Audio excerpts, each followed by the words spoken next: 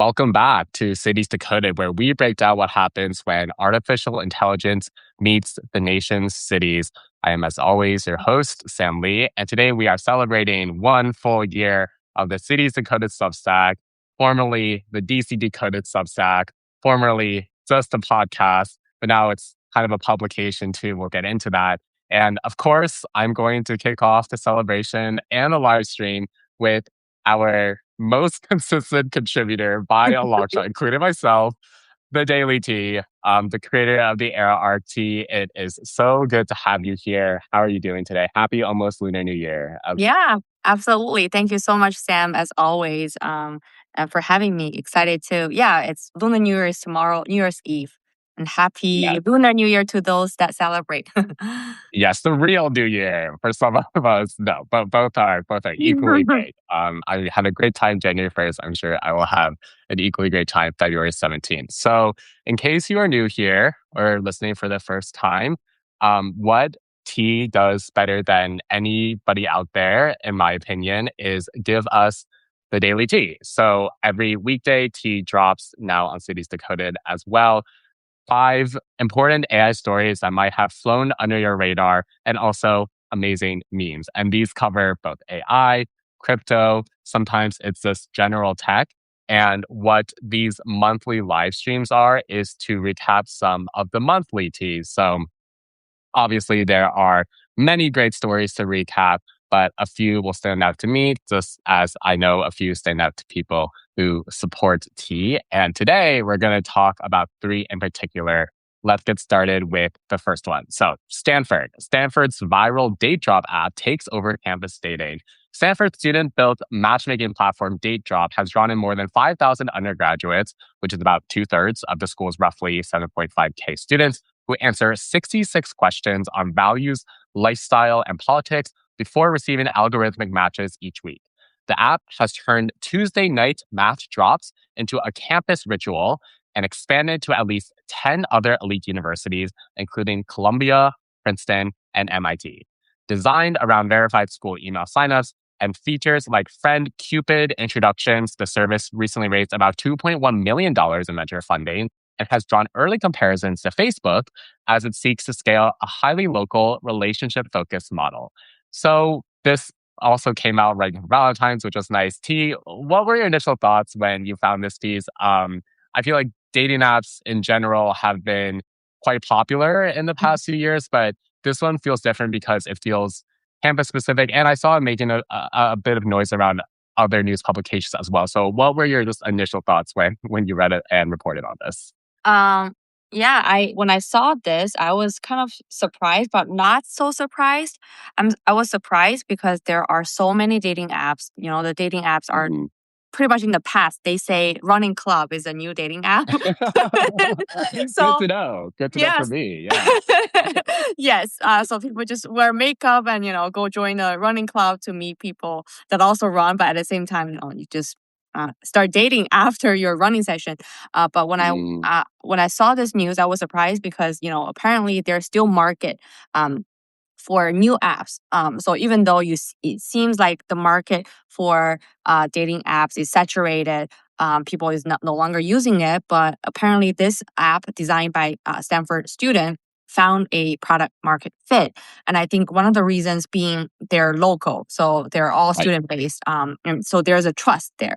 So that actually solves the pain point that students have. They don't want to just go out there to the society meeting people from all over. They want to meet people on campus that they feel safe to talk to. They share the same community. So that actually gives hope, I think, for product builders, whoever, is still looking to kind of join the market and build product, hoping people will use, as long as you solve a pain point. As long as there is a point, there is going to be users. So it reminds me of this app, Upscrolled. That's also a social Mhm. app actually that just came out recently, and it's for the activists in Palestine, I think. But still, Mm. even as a new social app. There are so many social media apps out there, and it seems like the market is saturated as well. But still, there is market. So just don't lose hope. There's hope. Yes, what a positive message to spread to anybody who might need to hear that right now. Yeah, I feel like such a, I think by the end of 2026, one of the most used lines will be like, I use Claude Code to build this app. And I think Mm. even more specifically, it will be, I use Claude Code to build this dating app because a lot of people would be interested in that. I've already heard people, even where I work, start to do that. And it feels like a brave Mm. new world in a sense. I'm curious, broadening it a bit. We both spend a lot of time reading AI news and in the AI world. I feel like generally we focus on, well, for you, there's also the crypto component, but I think I usually think about it in terms of workspaces, businesses, how people are adapting AI at a larger scale. But Mhm. I think a parallel line that we see is how much people depend on AI for emotional support. Mhm. And that can be anything from things I've talked about with a friend when we did a London Comedy Podcast Festival about just using AI to rate like people on dating profiles or rating dates or finding ways to like review dates using AI, which are pretty um, funny and light ways. But then you Mhm. also see people who develop these like really intense AI relationships and to the point where some people harm themselves and commit suicide because of their Mhm. emotional connections with the AI. So I'm curious from what you've seen, broadening it just like humans' emotional connections to the AI, what are positives to that? But then also what are things to be cautious of as we continue to develop relationships with this pretty alien technology. I feel like we're making it more alien by the day. But how do we balance our relationship with it from your perspective? Yeah, actually, I started using Whisper, which is this Mm, similar to Typeless. So basically, because typing is slower compared to speaking, so I've been kind of trying to speak to the AI bots or Cloud Code mm, just to have it solve problems for me quicker. And I yeah, do notice a tendency because I do feel like I'm talking to a person because I'm not mm, typing, I'm talking, literally talking. right, And I think, no matter what product you use, even if it's not AI, like previous products that you use, the longer that you use the product, the more attached you feel to it. And I right. think actually that's a mantra that I have in the era of AI, which is do not get too attached to the products because they might disappear the next day. Because that's what happened to me actually back in 2024. I've used this app called Mm, Artifacts for like 2 years actually, to kind of save news, save all of that. And I think that it got acquired by Yahoo. But still, like they could just disappear. One advice, if I could give any, is just don't get attached because they're not people. And I know emotions are part of our human beings, but we can be flexible and adaptive to the tools that we use. And at the end of the day, they're tools. They're not human beings. Um, yeah. Let's move on to work culture. So you also saw this news piece about 996 work culture taking place in or taking root in Silicon Valley. The summary is about how Silicon Valley startups riding the AI boom are increasingly adopting China's 996 work schedule, which is 9 a.m. to 9 p.m., 6 days a week, promising equity upside while often cutting base pay and demanding more in office time. I think anybody who goes to SF and has a friend in tech can see that play out in real time. Workers interviewed described severe burnout, inefficient late night hours, and pressure not to negotiate higher salaries, with some recruiters framing pushback as a red flag. Critics argue that 996 model is largely performative, exacerbates discrimination against parents and caregivers, and functions as a culture war flex rather than a truly productive way to build enduring companies. So you started your thought here with arguing that 996 is still not 007. So do you want to start there and explain what you mean by that? But then also would love your take more broadly as well. Yes, because I also read it somewhere. I am Chinese myself. I do have because I had a bachelor's degree in computer science, so I have a bunch of friends who are currently in China working in the tech field, and I know, and in general, Chinese people, I think in China or in overseas, Chinese descendants, the people in China are super hardworking, and they work pretty much 24/7. Like anytime, any message, they will be answered, like not right away, but definitely within 24 hours. There's no clear cut between work and life.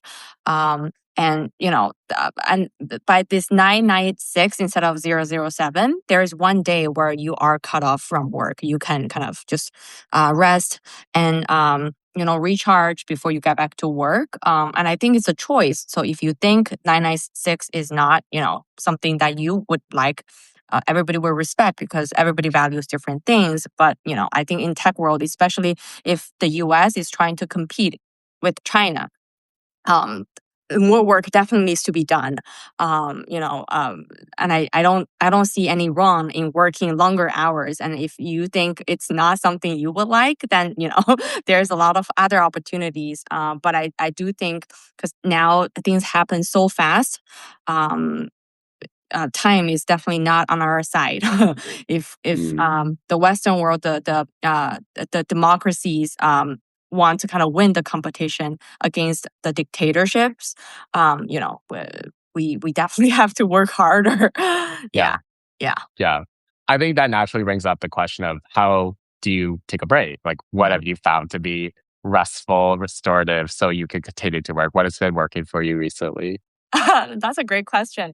I think sleep This is is also to very, make very sure you're taking a break. Yeah, this is also to check in on you. So just please answer with what you're doing. I think well, yeah, I think yeah, rest is very, very important. I think sleep has been very helpful for me. So like good two good night sleeps would just help me like recharge. I'm like pretty much 80-90% all good. But I also like reading. I started reading like almost one book per week. It's very Oh relaxing for wow. me. It's kind of like zooming into a different world and getting back. That's something that I found very relaxing. So I'm planning to actually list out the books that I've read, like quarterly, not every month, but quarterly. Stay tuned. Yes. Yes, we will want to hear what you are reading for sure. All right, let's talk about OpenClaw. So Leonis Capital's latest deep dive dissected OpenClaw, which was formerly Claudebot, Multibot, as a case study in the AI threshold effect, arguing that impressive demos are not enough for agents to become production-grade tools. The piece explained how OpenClaw's multiple incident showed the gap between magical user-facing capabilities and an underdeveloped security and trust model.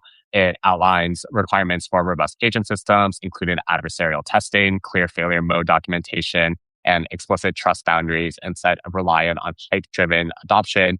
And the analysis positioned OpenClaw as a pivotal example of where current AI agents break under real-world risk and why the next wave must be built with security and reliability first. So let me back up a second here. Essentially, the best way I could explain what happened with OpenClaw, Moltbot, Clawbot was a few weeks ago. Suddenly there was this social network of AI agents talking to each other.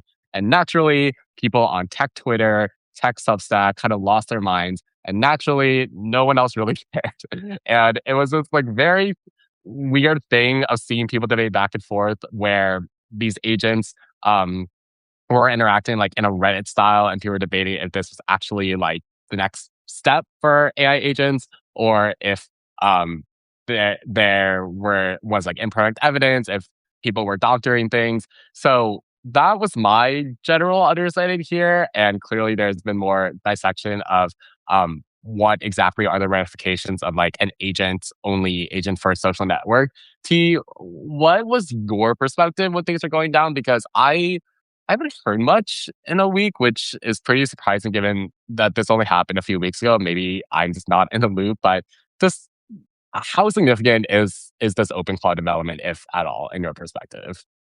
Yeah, absolutely. So I actually just finished watching the interview by Lex Fridman, Okay, interviewing great. Peter Steinberg recently, and then the news just came out yesterday as Peter Steinberg, the founder, the person who made OpenCloud, decided to join OpenAI.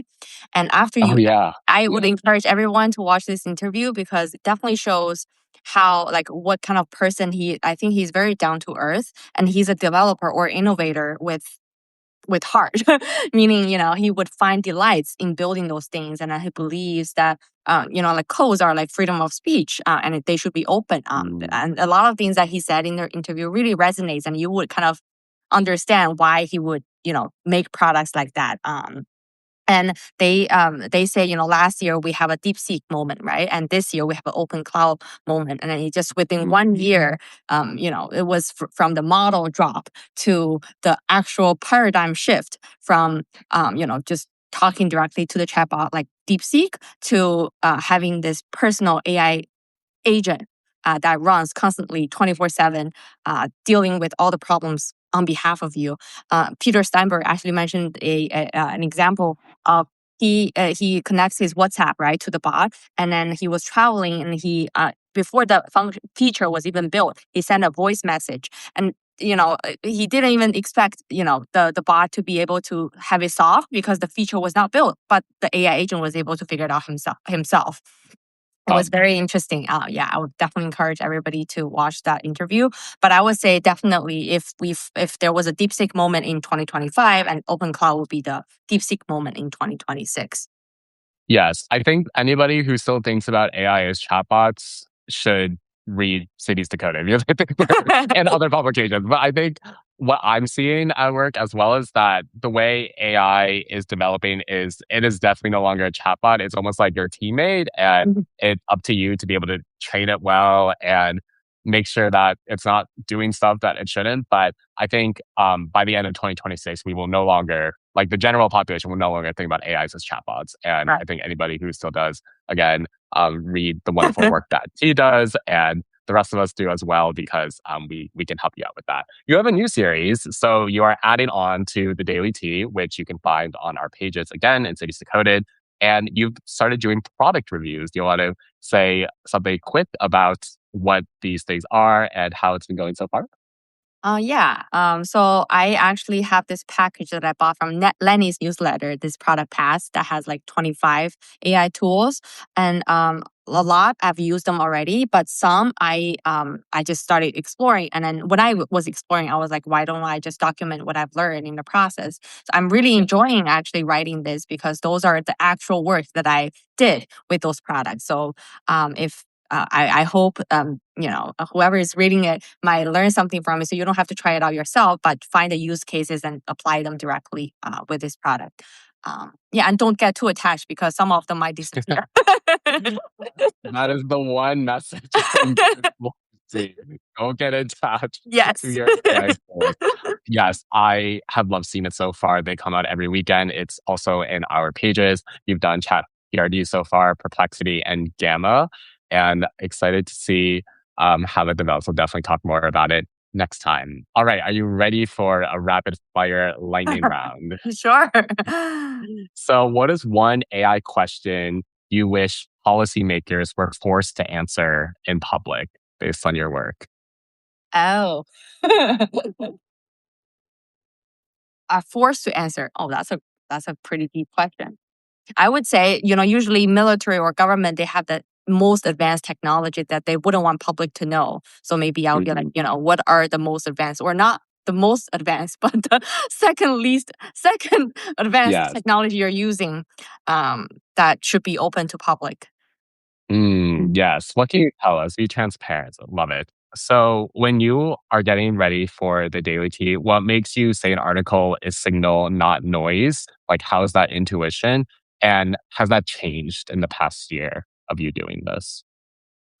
Um, pretty much the same. As I said, I remember speaking this with you last time. I'm trying to document what I found would be the signal that I found from this articles. I'm trying to connect the dots. So I'm still doing the same, trying to kind of not just read the news, but what the implications those news have, and how do we connect those pieces together to make sense of them, to have it guide our decisions when it comes to AI or crypto.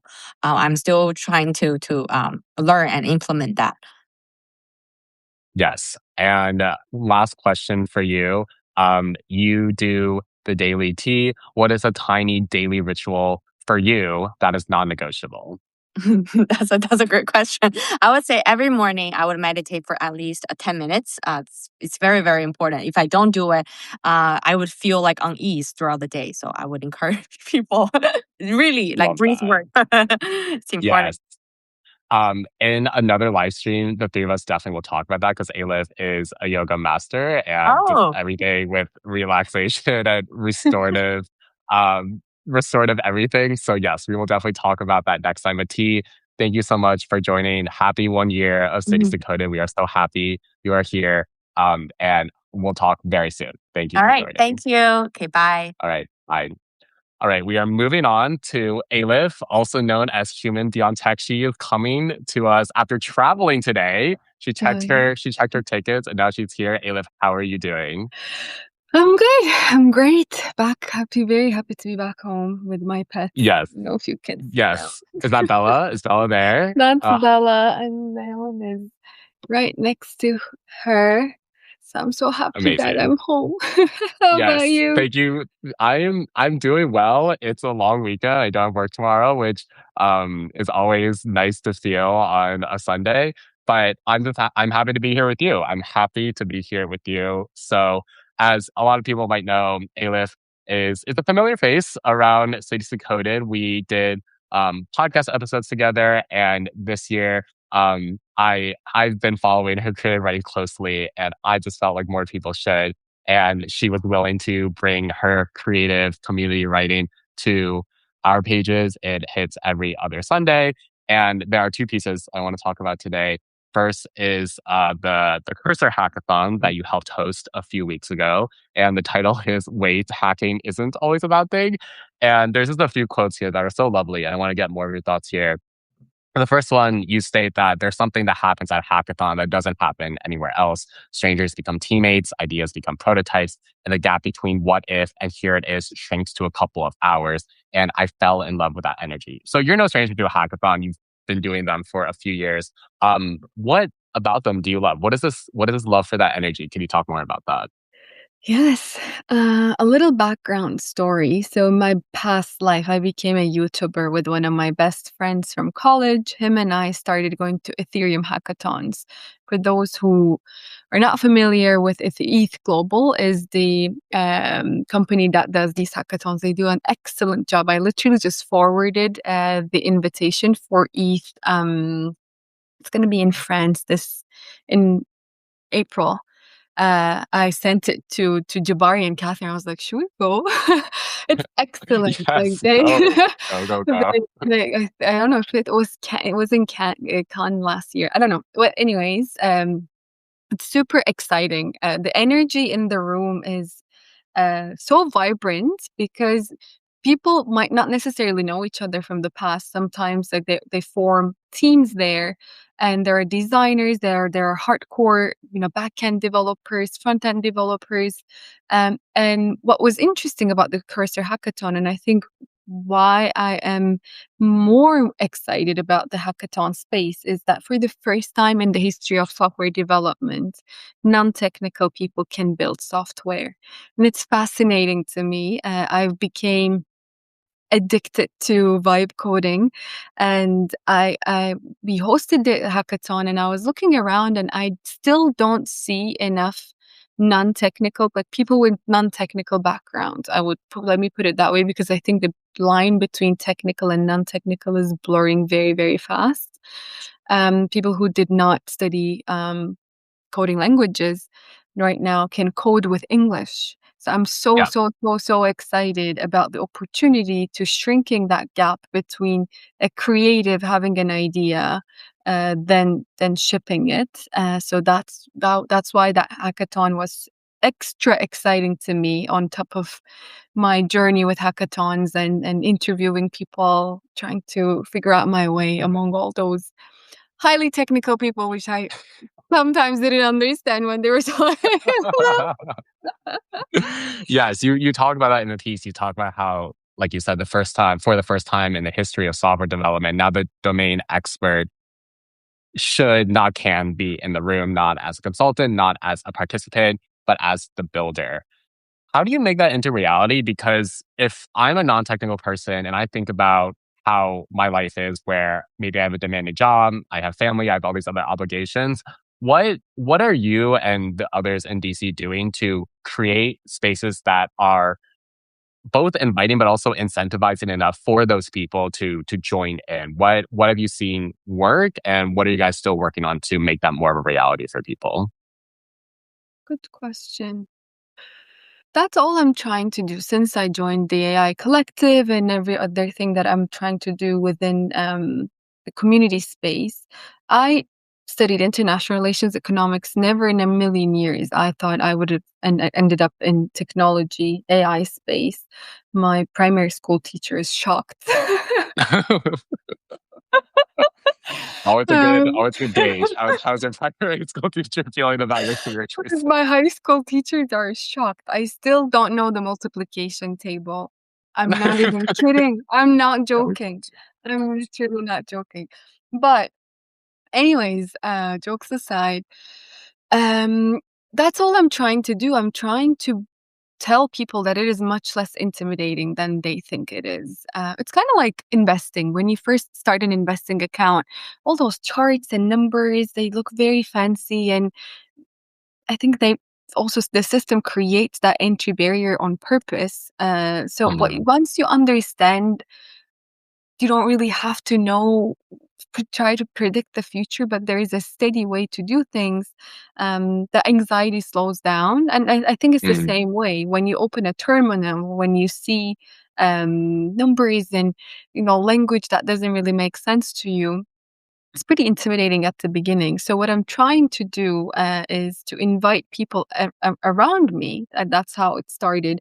So half of the events are practically my friends and my friends' friends and friends Yes. from Yes. non-technical side. I would say obviously with Jabari and everybody else, like the Data DC community and the biggest community within the AI collective is also still technical, and I'm very Right. proud of it because I don't think I don't see a future where there is a big divide between those two Mm. worlds. But what I am trying to bring in is the therapists. I'm trying to bring in biologists and nurses. I wrote that piece and I sent it to a friend who is a nurse at GW, Mm. and I said, "Will you come next time? And maybe if we get her to come next time, she'll bring 2 more nurses and 3 more, and that's how we're gonna break that barrier." Yeah, and for context, that was your favorite project. It's a tool that allowed nurses to Mm. pass on patient information seamlessly between shifts. You mentioned how another project was a tool that allowed citizens to analyze media bias patterns for politicians and news anchors. And you also, I think, added an important sentence here, which was these products weren't just ready to be prototypes, but they were ready to ship. And I think that is something that should resonate with a lot of people because as you see those lines between technical and non technical blur more, I think one thing that has come up is, oh, anyone can make a prototype, but is it shippable? Is it usable? That is the natural next question. And I think you seeing that for yourself and writing it was just important for people to understand that it's not just like a hackathon where everyone feels good about themselves and then you kind of move on. Of course, that is part of it. But yeah, talk a bit more about just maybe the whole breadth of projects that you saw and probably the excitement that caused for you. Yeah.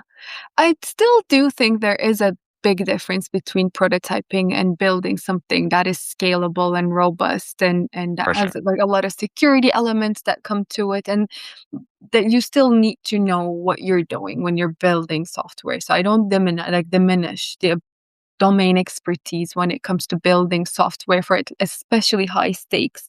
I'm Of building course. my software, I'm playing around with these tools, but I would not do it on my own if I were to build it for a hospital ever. Still, Yes. we're not there yet, but in a couple of years, do I think that need will also go down? Yes, but we're not there yet.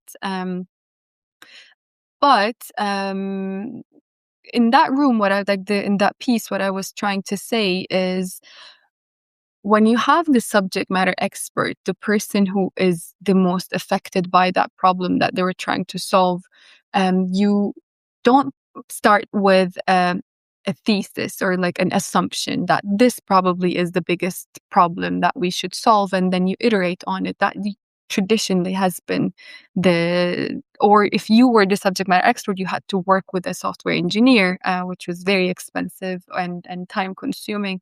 So now, if we find a way to incentivize more s- people who are at the forefront of these problems and have them be on the table while these people are solutioning, I believe that end of the day, that prototype can become a prototype that investors will put money behind easily. Mm.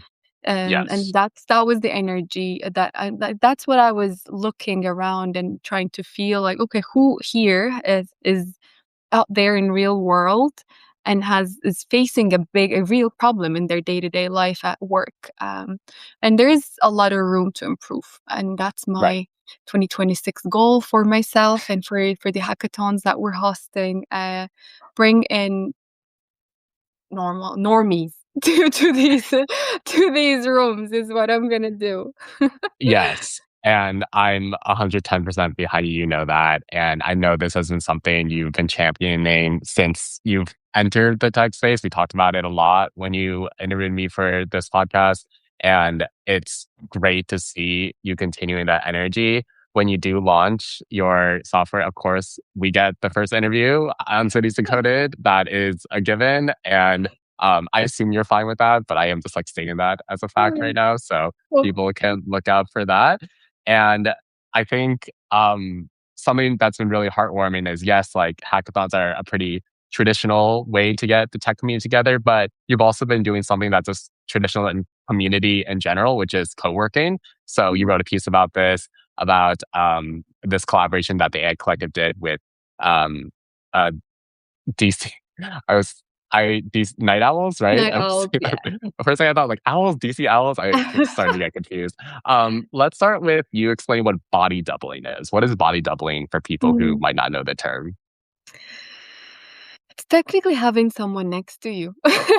Like, Perfect. and in my piece also, I was like kind of criticizing coming up with trying to come up with terms for everything that is so natural for humans to do. I was in Maine at Bowdoin College. I just came back today, and being in a campus, being at a university was so refreshing. And I've been thinking on Mm. my way, I'm like, in this adulthood, in this modern life where we all live in one bedroom apartments, um, and then we beat ourselves up for not being productive enough, for not keeping our promises to ourselves. Then looking back in college, I was a machine. I was doing like we were taking like 10 classes, and one of them was physics, the other one was, I don't know, economics, and you would switch from one to like, it was insane.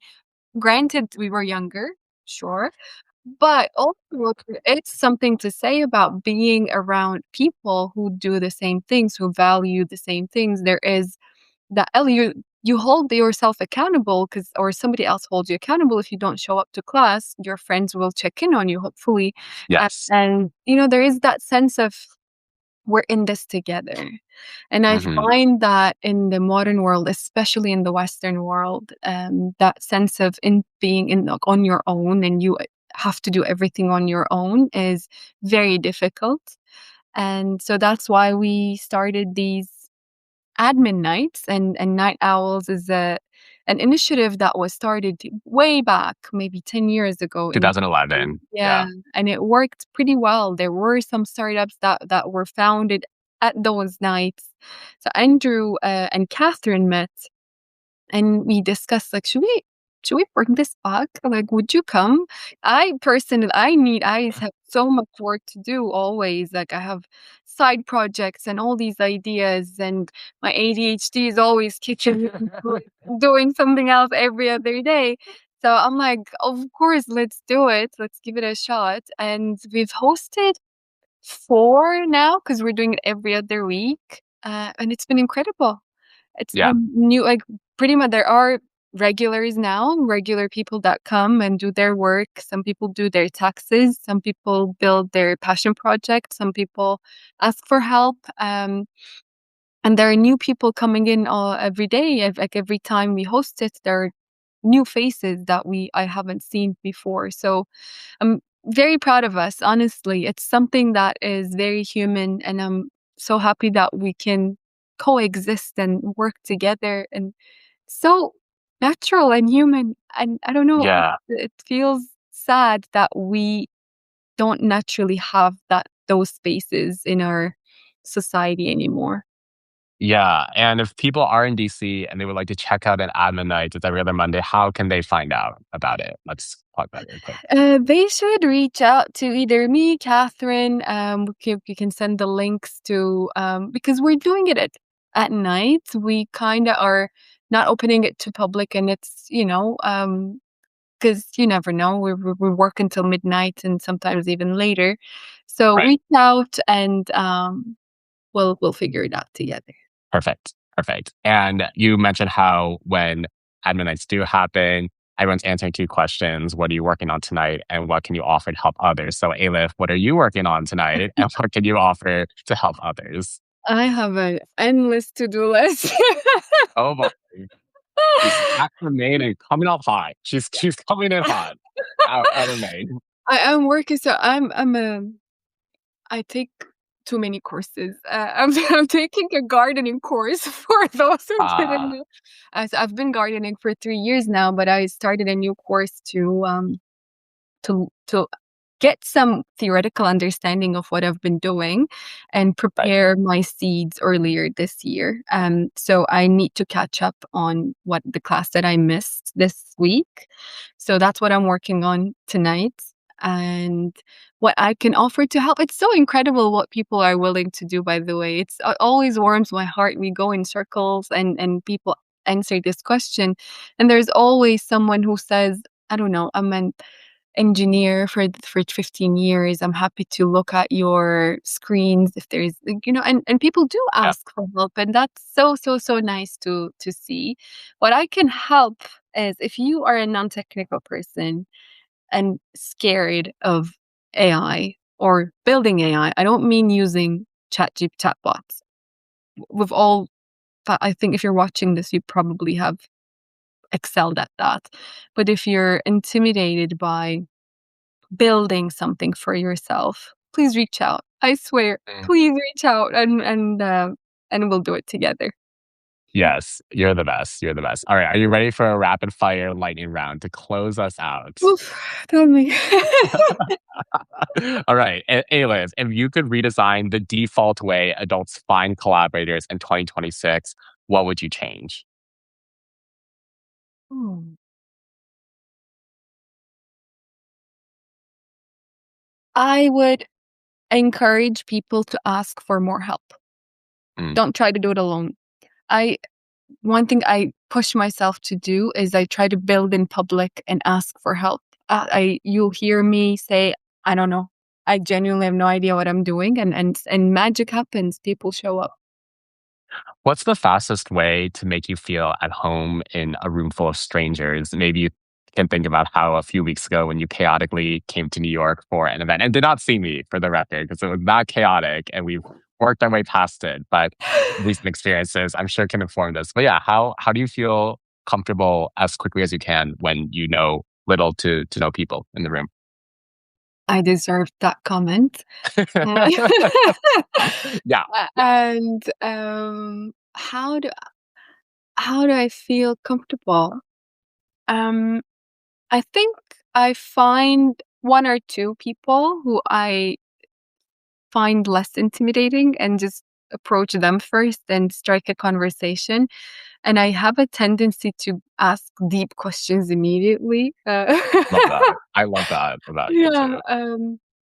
And then yeah, so then that conversation turns into something else. Somebody else joins, and then I feel much more comfortable. But feeling, I think I don't do that well with like, how is the weather? Oh my God, New York traffic. The type of question I would ask would be like, what were your dreams in high school? Yeah. There's a part in like this article about Cursor that Bree Wolfson wrote. She's the head of employee experience at Cursor, and she mentioned how one person there was like, "Yeah, the minute that the lunch conversation turns to what's the weather been, we know that like we've lost or something like that." And that reminds me where yeah, you don't talking as that person either, unless you're talking about gardening. You're like the weather was good today for the crops, Yeah. but yeah, that's the only way. All right, you work on many exciting things, including your creative writing pieces that again hit our pages. People should check them out. When do you feel like you hit flow state? When do you feel like you're in that flow? Funny enough, I think when I'm taking pictures, I'm in my flow Mm, state. And so that's something that people pointed at me in my yoga class in graduation day. I took my camera and I started taking pictures. And the instructor was like, she's in her flow state. You can see it on her face. So I think in that, like, I love doing that. And I think I get to that when I'm writing. It needs to be night and quiet and my cat and my dog on my lap. And then Yes. they calm my nervous system and without distractions. And I have this little thing that goes on for me to Oh, keep accountable for myself. how long And is that hourglass? 30 minutes. Okay, there you go.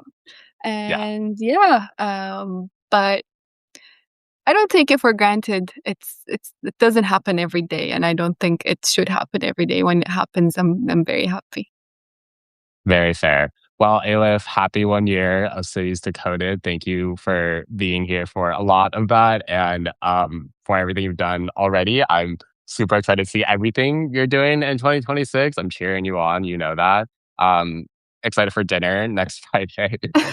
So don't forget because I'm expecting a long dinner between the two of us. Yes. And yes, just cheering you on. Excited to see more of your creative writing as well for Cities Decoded and excited to see just everything you're going to achieve this year. Thank you. Thank you for doing this. Thank you for bringing us together. This wouldn't have Of course. happened without you. So thank Yes. you, and see you next Yes. week.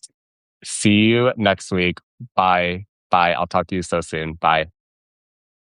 Okay. Let's move on to John, who I did invite, but then his his video was on and his audio was on and it was getting in the way of Alep's response. And I was trying to figure out, I was trying to figure out how to mute you when you joined because Aleph was still talking and I couldn't because I think this is not a Google Meet. So I figured I would just kick you out. So I'm sorry about that. It's all good, man. Don't worry. We made it. We're here. We're here. So this is Jonathan Ben Simon. He's been joining us as our New York City Fields Notes expert. And I'm still in his intro, but I'm going to ask him to elaborate. So I think that evens it out. But as he has written a bit about himself, he's originally from Toronto. He moved to New York in early November. But for the past year, he's been going back and forth between the two cities almost monthly just to attend tech events here and see loved ones. And there was something magnetic about the rooms he kept stepping into. Now he's finally here full time, which still feels surreal. John, welcome to the live stream. And why does it still feel surreal? Let's start there. Thank you so much. Wow, quite the intro. Oh.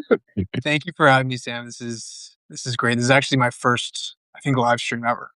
And Amazing. And then it'll be your first podcast episode when we put it out to our hundreds of listeners. let's freaking go. Okay, first podcast and first live stream. Very happy it's with you, and happy 1 year Series Decoded. To Sam's point, I have been going back and forth between New York and Toronto. I have been experiencing these incredible events here in New York City. Tons of energy, tons of amazing opportunities, people to meet at some incredible companies, particularly with creator tools and also events related to the creator economy. All super, super relevant right now with the advent of AI and the advent of or just in the attention economy as well. And that's actually where I believe I met Sam as well at one of the Notion events. So um, through going to that, through going to all these events, it's brought me here from Toronto, and I couldn't be happier. It's been surreal just because I've just gotten a taste of it throughout the whole year, and now to be actually brewing in New York City, experiencing it whenever I can when there's a big event coming up. It just feels like it's not real, but I'm glad it is. You put out your first post for us this week about the most recent events you've been to, and it had a great reaction. Somebody commented that they're ready to move to New York after they finish their MBA out west. So we already have one person that's convinced. Let's talk a bit more in depth about a few of those events. So let's start with Partnership Leaders Catalyst event that happened at the ServiceNow office. You talked about how, as someone who does work in partnerships, you are a partnerships lead at Contra. It's rare to speak with other leaders about how they're driving their business forward, since most of the time you just get snippets from how you can work with them in a one-on-one meeting. So how about you first talk about Contra and your work there, but then talk a bit more about why that event felt, in particular, just clearly good to talk to people there. Yeah, of course. And two, I need to go check out the comments. That's really cool to see. Um, I'm a fair believer, I'm a strong believer in the fact that just being in New York City and being around all these incredible leaders is an MBA in itself, and so I think you'll get even Mm. of an educational experience by just coming here and talking to people. So um, I'm I'm for that. Um, yeah, when it comes to Contra, we're essentially a freelancer network where we have a, a global audience of 1.5 million freelancers, a bunch of hiring clients on the other side. That is a lot of startups, a lot of small businesses, a lot of agencies, solopreneurs, people who don't want to hire full time employees. Then the third side of the marketplace really is these tools um, that these freelancers are using, and a lot of them are really dipping their toes into IRL events, which has I've just seen it completely pay off for all these people because there's been incredible conversations and business opportunities to come from it, and just a real community moment that happens when people are just getting to meet the people who are creating these tools and to people that are fostering that community.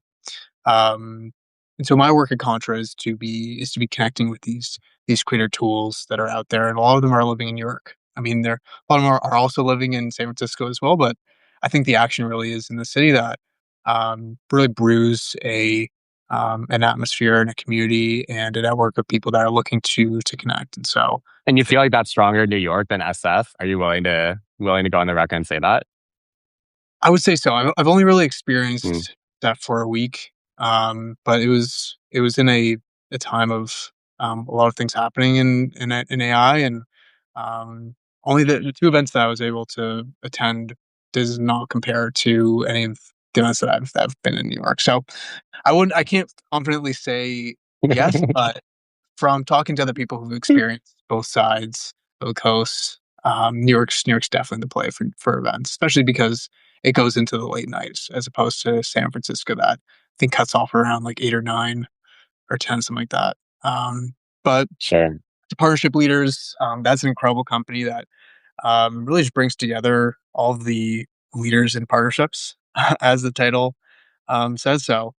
To be able to meet people actually in person in New York at incredible building in Hudson Yards in the ServiceNow office was really, really cool. I mean, they do a great job in curating all these different discussions and what they call power circles, and just dropping a topic to people to discuss about. Now, a big topic that I got to talk to these leaders about that is super relevant to my role is all of these partner directories or expert directories of all of the tools that are out there that have um, showcased all of their best users so that clients can come in and start using these experts to maybe do an implementation work, so ongoing work. It really just creates this economy around their tool to help their top users earn, and really just helps with the um, user brand awareness, but also user adoption as well.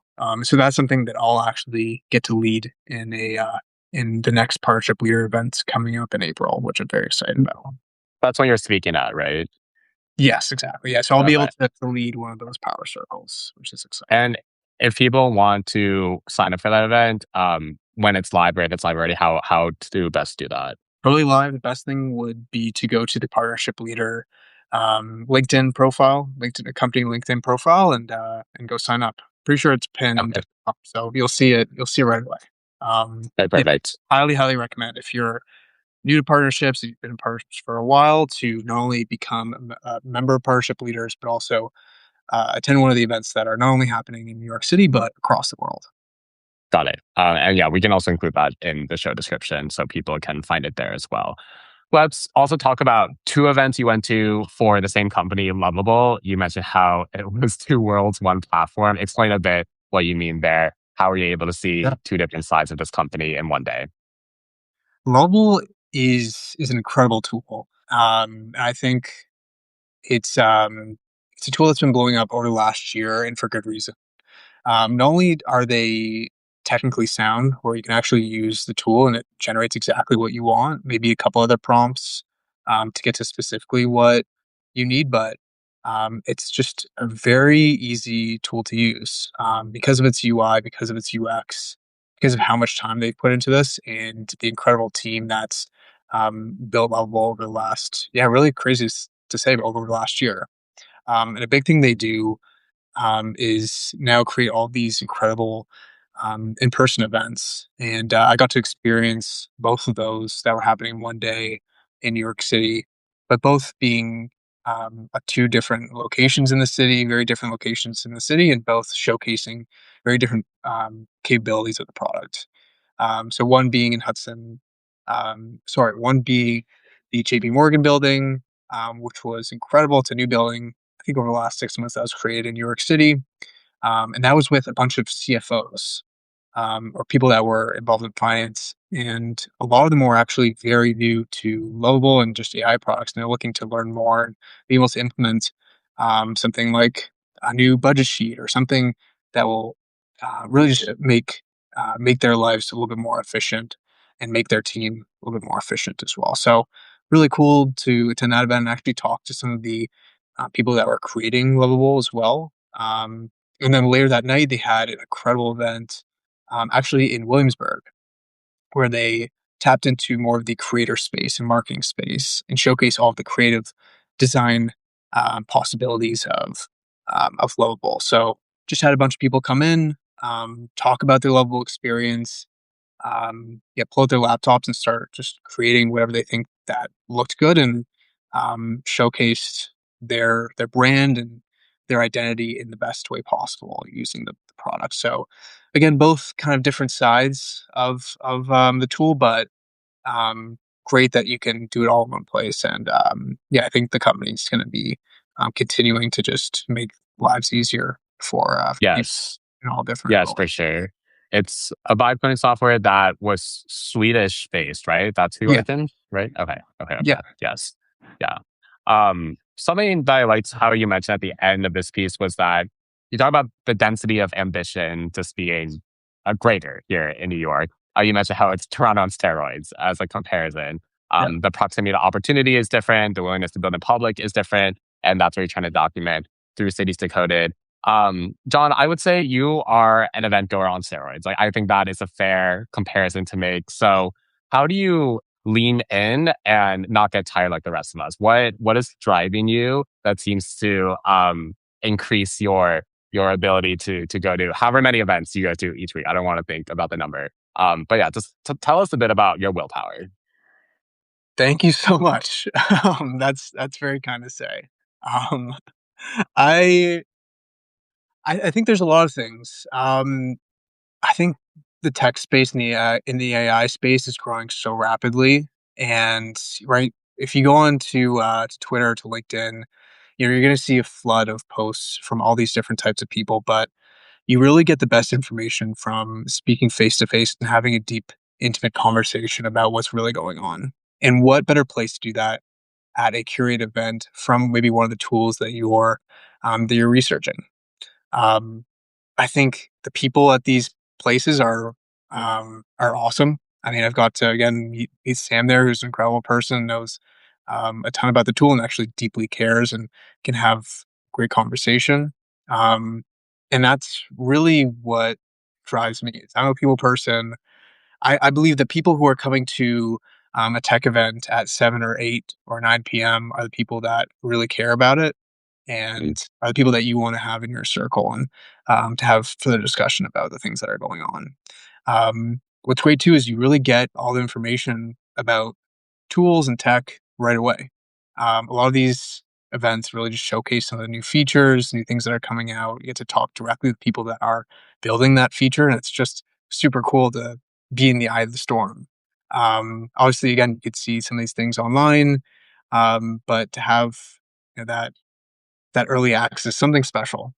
Um, and on top of that, right, when are you ever going to be able to speak directly to a CEO, a CMO, a head of growth, and hear about their mentality, where they think the space is going, other than a place like New York City, where you can Sure. shake their hand, talk face to face, and there's something different about that as opposed to, being on a Google Meet or DMing or, being on an email thread.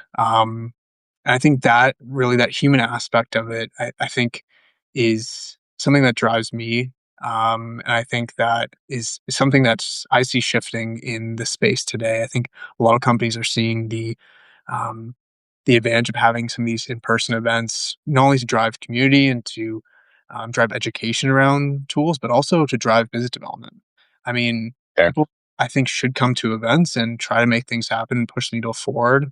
Talk to the people that are the decision makers in the space that you could potentially do collaborations with. And I think events like that really foster those kind of things to happen. So I'm bullish on events. I think they're going to be they're going to be something that I think every person in a tech company, in an AI company, in an AI native company, will be doing consistently over the next 6 to 12 months. As it'll be a lot harder to distinguish between what's real, what's not, and not. Sure. Yeah. And that is a very pro community message towards a company's business functions, not from the community manager, guys, not from the person who literally gets paid to build community. So just want to put that on a record for anybody who's listening. Community is very important. And you heard it from John, not me. All right. Do you want to help us close out this section with a rapid fire lightning round? How? What do you mean? How do you want me to? What do I like? What do I guess we haven't really talked about this before. So basically, Yeah. I'll ask you questions and you just try to answer it in like the shortest amount of sentences possible. So they're meant to be like quicker. Okay. Yeah. Let's go. Okay, great. So, what's the most Toronto thing about you that New York City has not managed to shake yet? My use of the word "a" and overly saying "sorry." I think I'm slowly getting the Mm, "sorry" thing just because no one really says it here, but it's tough. The "a" I think will be with me forever. got it. What's the first detail you notice when you walk into an event before you even talk to anyone? I'm big into music, so if there's a DJ, I think that really just creates an elevated experience, so I usually go over to the DJ, give him a fist bump. Um, yeah, I'd say that's probably it. What type of music do you like to hear at an event? Something a little bit more upbeat, a little bit Mm, happier vibe, like maybe like a Stevie Wonder, like some Jackson sure, 5, something like that. So maybe sure. some house, some chill house. Yeah, those are two very different buckets. But yes, I can see both Yeah. both working out. Has there ever been a moment in New York yet where you feel like you've gone to too many events in a week? Like maybe it's a Mm. Thursday or a Wednesday for you, and you're just like, wow, I've really been to 5 events. It's kind of a lot. Or has that moment not happened yet for you? No, like I'll definitely be exhausted. Okay, like good. like I think the max is 3 events in a night, and I think it's a combination of both. Um, time spent at an event, the hour in the night, and then also how much some of these cabs or these subway rides are taking out of my pocket. Sure. Yeah, that is very fair. I remember there was this one night in December. It was like holiday party season, and I was going to this new media event with a friend. And my first thought when I entered, I was like, I could totally see John here. Like we had not even. I don't even know if we had each other's numbers at that point. Maybe we did, but like we didn't like text or talk. And I was like, but I feel like I'll see him here. And then literally like less than 30 minutes in, you're I see you, and we start talking, and then of course, we figure out that we're also both going to Creator and MC afterwards. Shout out Brad, who's doing amazing work there. And then I don't think like I've been to a event since then. I think I was just like, this is. I feel like that like 2 events in a night has.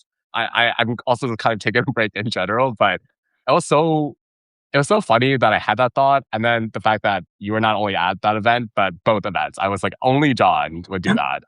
But then I knew I was like, well, maybe he should like write for Cities Decoded. So I, I'm glad we ran into each other.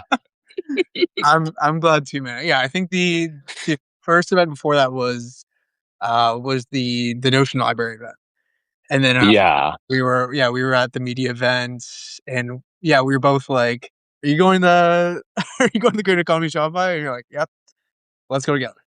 Um, yeah, I think 2 events in a night is probably the best. I think that's where you cap it. 3 if it's really good. But yeah, I love sure. that where you kind of had that instinct that I'd be there, and I was. I think that's funny.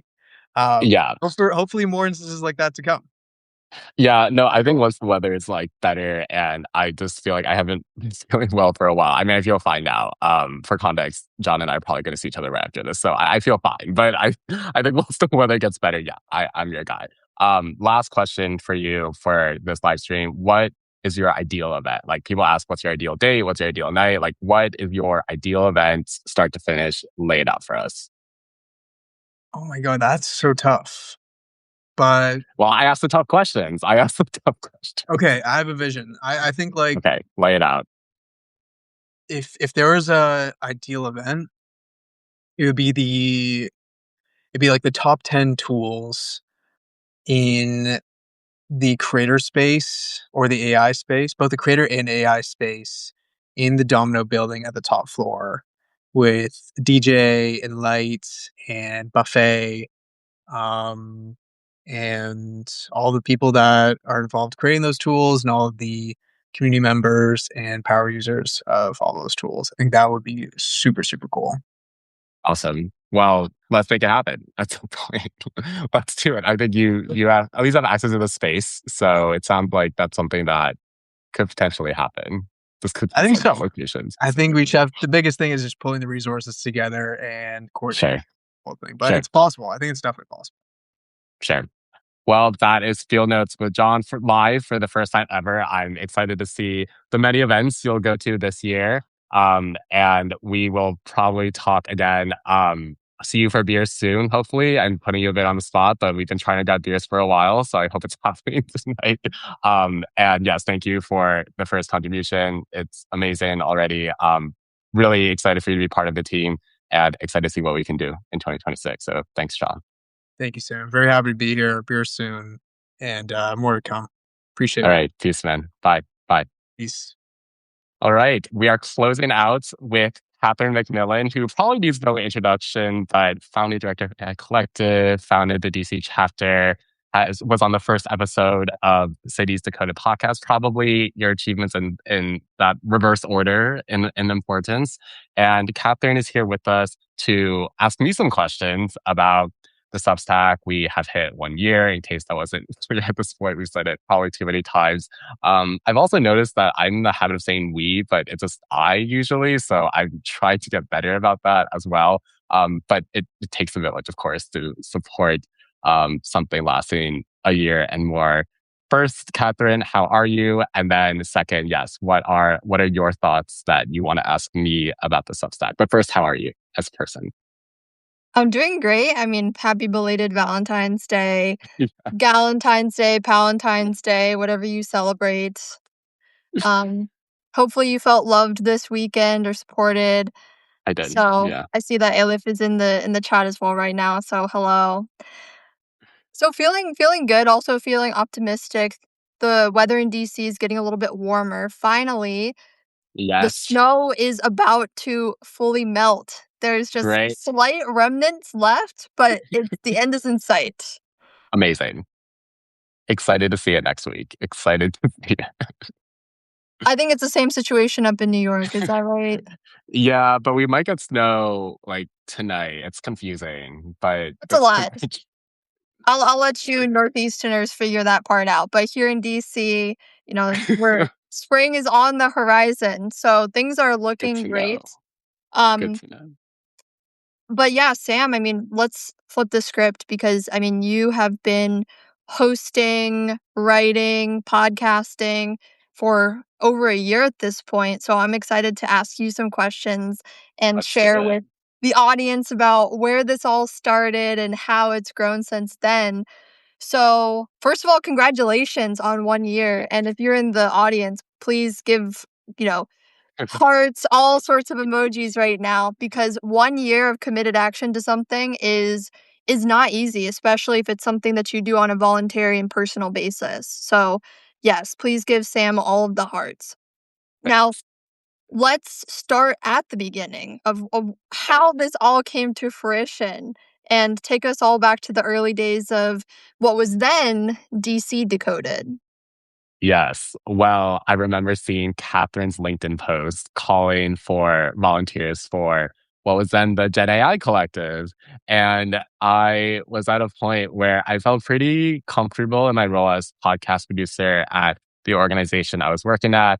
And what I really missed was hosting. I have a personal podcast, Mindful Notions, but it that whole stream of personal content that probably will never see more than like 100 views ever on a single post. It's something that is so content pure where that is always the focus versus I felt like AI was something that I was thinking about more. I could see a lot of smart, engaged people who weren't directly in the AI space thinking about more. And I just figured it was time for us to not only talk about what was happening, but record it somehow and publish it, which is something I had been doing for years at that point with my personal content. So I remember talking with Catherine and Nate, who used to be involved with the collective as well in December of 2024. And you guys are just like, what can you offer? And I'm like, well, I'm a podcast producer. Oh, wait, So wait. What can you offer? That wasn't. yeah, that's all they said. They were just like, you're here now. Like, what can you do? I was like, well, I can host a podcast. And I remember at the beginning, there was like a small team. We were trying to flesh out what the podcast will look like. But this is something that I think I've always taken with my content and it served me well. But you can plan all you want. But if you don't put something out consistently, it doesn't really matter. Like the plan can come as the plan comes, building the airplane while you fly it. A big fan of that as a general concept. So I remember we had started talking about it in January, but we launched in February. So that's why I treat February 12th, I think, as the official launch date, because that's when I interviewed Catherine and Nate. And I remember that we did Zoom back then, and then we moved to Riverside and now Substack. And I remember on the Zoom, I had hide self view. So you didn't even see me, and I didn't even realize it until afterwards. But as expected, that was probably our like least viewed episode. So we were able to see my face after that. But that's how it started. I just sensed a demand and no one was doing like an AI DC specific podcast. So I thought might as well give it a shot. I want to give Sam some more flowers though, because when I was first recruiting for the DC chapter, I was specifically looking for people in the community event hosting ops space because that's what we were trying to build and that's what I need the most Right. support in. Sam came in and was like, I have a vision for a podcast. And I was like, awesome. Are you comfortable with owning the end-to-end execution of that podcast? If so, I will just let you run free and wild. And Sam did just that. And of course, once I saw that Sam was a really great executor, I, felt comfortable with just letting you give it a life of its own. And so it has taken a life of its own and evolved over time. But I also know it was not always easy, right? It was something Yeah. that was done in a volunteer capacity in the odds and ends of the days. So can you walk us through like the challenges and the wins over the course of the last year for you? Well, the challenge was I think we went from like a team to just me at some point, and that goes directly towards what we were doing as a volunteer basis. People are being super generous with their time, their effort, their thoughts, their ideas. So that is a tricky thing where when people no longer can commit to originally what they thought, it's kind of just what it is. And I remember a point in March of last year where this that dissolvement kind of happened. And I thought for a second, I was like, is this really worth continuing? Because I thought we would have like someone reaching out for guests and another person who could help with recording.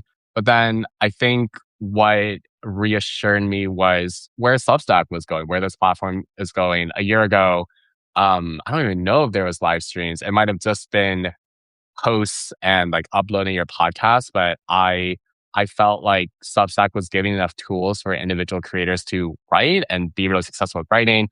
Earlier, the creator of the Daily Team mentioned Lenny's newsletter, which is like one of the most successful Substacks of all time, and he's been able to build a career. We see so many independent journalists being able to leave their established publications and launch at the very least a side hustle on Substack. And I think that gave me motivation where it wasn't that I didn't feel the loss of humans being able to contribute. But at that point, we had steady interest from people who I would see at tech events, like the AI collective events, where I knew that there was enough interest. And as long as we kept putting out episodes, at some point, I think I just hoped it would get easier. And then I think it just did at some point because I got used to it. So I don't know if that is the best way to go about it, but I think once you get used to a cadence, and like a habit, I think if you have good discipline, you're able to just keep going. And I'm still learning how to do that better. But I think that was just a growth moment from like March to May last year where I saw for myself what I could do on my own.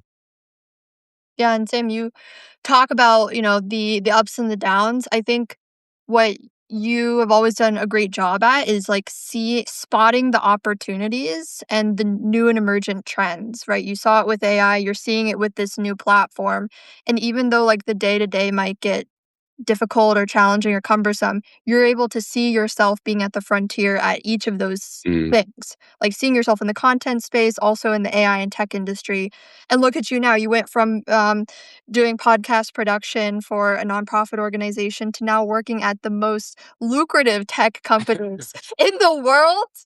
I mean, just that shows you as like being someone who spots the opportunity and the way that you can uniquely thanks. fill that gap. So like that's fantastic. Um Thanks. and so I mean you talked about, well, I would love to hear a little bit more about the wins. You talked about like the troughs of like despair, but can we talk a little bit more about like the wins and like the special moments that have happened in the last year? Yes, of course. And thank you for being my reference to the job I have now, or one of my references. I will always appreciate that.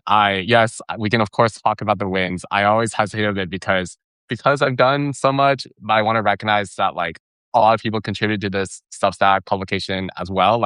It is a team effort. But yeah, I will say some of the wins. I think when we passed 500 subscribers, which happened in June, that I remember writing about because I remember telling you that when you asked me when the Substack would be legitimate, I said 500. And that was in large part to the efforts of you and the rest of the team because there was a period where when people came to our AI collective events, I just signed them up and made it very, very clear that they could unsubscribe at any time. And a good amount have, which is good because we want people who want to be in the Substack to follow. So I would say hitting 500 subscribers in June. And then I would also say a win was being able to see this new version of Cities Decoded that started being reality in the new year.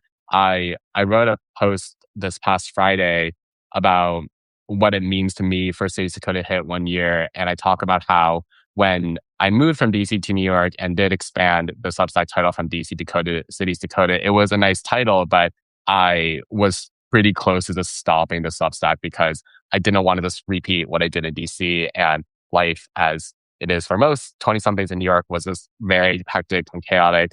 Still is, but just like you deal with it and you get used to it. But I think what has given Cities Decoded the life it has now, and where it's going is just the past three people that have been on this live stream with T, Alif, John, and future people too. They are just superstars at what they do with AI news, with community building, with events. And I think as with what Cities Decoded started with, it's this idea of, well, no one's going to do it. And I really believe that back then it was the Substack, but now it's with these people. Like these people should be bigger and they should be reaching bigger audiences.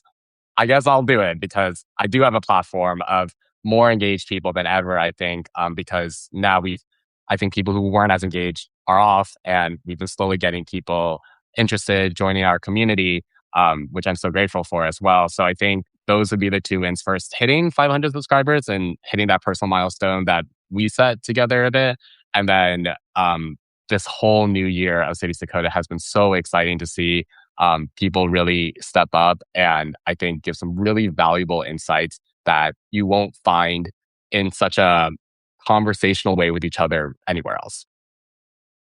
That's awesome. And so actually you hinted at some of these things, but I want to dig a little bit more. DC Decoded is no longer. It's now Cities Decoded. Yes. Can you describe like that transition and then also like what is next and what's in store? Yeah, so I would describe DC Decoded as this like hyper specific DC focused publication that did a few topics very well, whether it was talking to startups like Trustable, which we'll be doing more of, but also just recapping like DC specific events and mostly told from either my perspective or my one on one podcast episodes. What Cities Decoded is trying to do is not only continue to highlight these really awesome people, and not just in DC, New York, but we're expanding even further than that, starting with our live stream tomorrow with Justin Curl, who's based in Boston. But it's it's having a broad and multifaceted perspective on the fastest developing AI issues. And we started doing that through our roundtable pieces. We've put out 2 of them so far. And essentially, it's covering a topic that tech Twitter and tech Substack had already blazed through, but there's still so many smart people that just didn't have time that day or that week to read about it that should still be informed. That's the audience we're targeting now. Last week, we talked about how the Anthropic ads for the Super Bowl that were making fun of OpenAI introducing Mhm. ads to its free ChatGPT services, what that meant for just anybody curious and again, just intellectually curious about that topic. And I think we got 6 different perspectives from people who were more interested in the business side of it, to people who are interested in the culture aspect of it, to people who are coming at it from a more critical thinking lens. And then for this week, for Roundtable, we talked about this viral Twitter essay that Matt Schumer, who is this tech CEO that, again, people Yep. outside of tech probably don't really know, but he wrote, I think, an excellent piece on how AI is coming for white collar jobs. And I say excellent, not because I agree with everything he said, but because it was a really sharp and thought provoking piece. But again, like as an average smart consumer, you scroll through tech Twitter, you scroll through tech Substack, and you see people giving their quick reactions or their response pieces, and it's overwhelming. As fast as AI develops, the human brain can only take in so Process, much yeah, so much information each information. day. Exactly. So what I think Cities Decoded is doing differently is for this week, we were able to get, I think, 5 perspectives, again, from just very different backgrounds about what people resonated with, what people didn't, all in one piece. So instead of having to try to understand or get your agent to summarize the best it can, which, that could work, but a little too far from human trust, in my opinion, you can get these really smart humans talking about how to potentially think about it, never what to think about it, but think helping you think for yourself, how letting you come to your own conclusions. And that is the direction Cities Decoded is going in, first in these like roundtable written forms, but hopefully in live streams and podcasts and in-person events. I really just believe that people will get a lot of value if they can just keep hearing these voices in conversation and then hopefully get inspired to join the conversation themselves. And I think that's something that you're focused on, Alif, me. It's all about just getting more people in the room. I know the 3 of us at some point have said in a panel or something, what about the people that aren't in here? I think this is my way of trying to contribute to that. I mean, plus a million to what you said. I just think you're doing exactly the right thing. You have a lot of like sages on the stage or the people who are talking about all of the buzzwords, but what you're doing is you're opening. Well, first of all, you're talking about like the social media diet, like the information that people are harvesting from various digital outlets, right?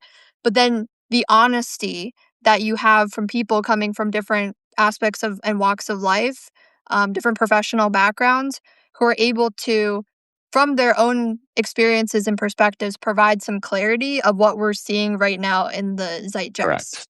And Correct. that kind of transparency is something that, not many people offer, right? We don't really know what's really happening, but, behind the scenes and how other people are thinking about these things. We look at social media as a proxy, what people are talking about, but usually the things that we see first are the most sensationalist, not Yes. necessarily the most like integrated or cohesive analysis. So I'm really, really happy that you're taking like this living room dialogue, which is kind of how AI Collective got its whole start, and putting it into a media context where people can have a conversation and then others can tune in and see where they land. And Yes. I think that's a fantastic thing. It is a great model that I hope, will grow even more as you continue to expand into more cities and bring more people onto your show. So that's, like, hats off to Sam and the rest of the team. And this has just been a fantastic thing for me to watch this project take a life of its own and expand beyond what I could have possibly imagined from the beginning. And Sam, I know you give other people credit, but really give yourself credit because the single through line in all of this has been you, right? Yeah. So thank you, Sam, for all that you've done for the DC community. New York is lucky to have you. And then for this growing media that you are building with others. Thanks, God. Thank you for all the support you've given me. Thank you for being willing to hop on and going around for once. It's definitely a new challenge being on the other side, but I really appreciate just being friends with you through all of this. I feel like we have a lot to talk about always, so I'm always happy to see your face. I will see you next week in DC, and that is going to be a great time. I'm really grateful for everybody who has ever opened one to all posts of Cities Decoded, and who knows what it'll be called in a year. Maybe like World Decoded, Space Decoded. We could Universe Decoded. Let's Universe decode the Decoded. universe.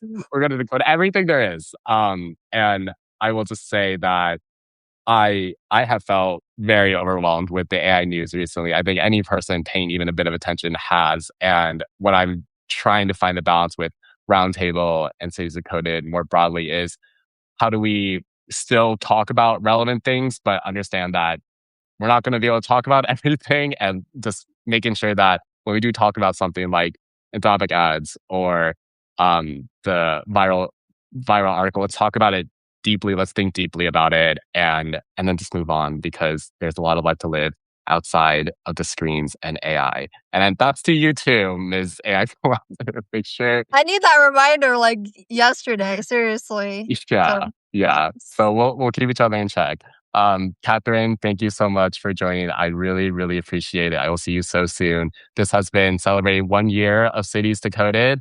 We are on all major podcast platforms. If you're listening on Substack, please consider recommending us. It really helps us reach new audiences. And stay tuned for later this week when we announce our first partnership with a company. I'm very excited to have closed it. And it's a company that you should be very familiar with if you've listened to Cities Decoded. But it's just onwards and upwards. And I hope everybody is feeling like they can stay informed and stay sane at the same time. That's all we can ask for. So thank you, everyone. And we'll talk to you very soon. Bye.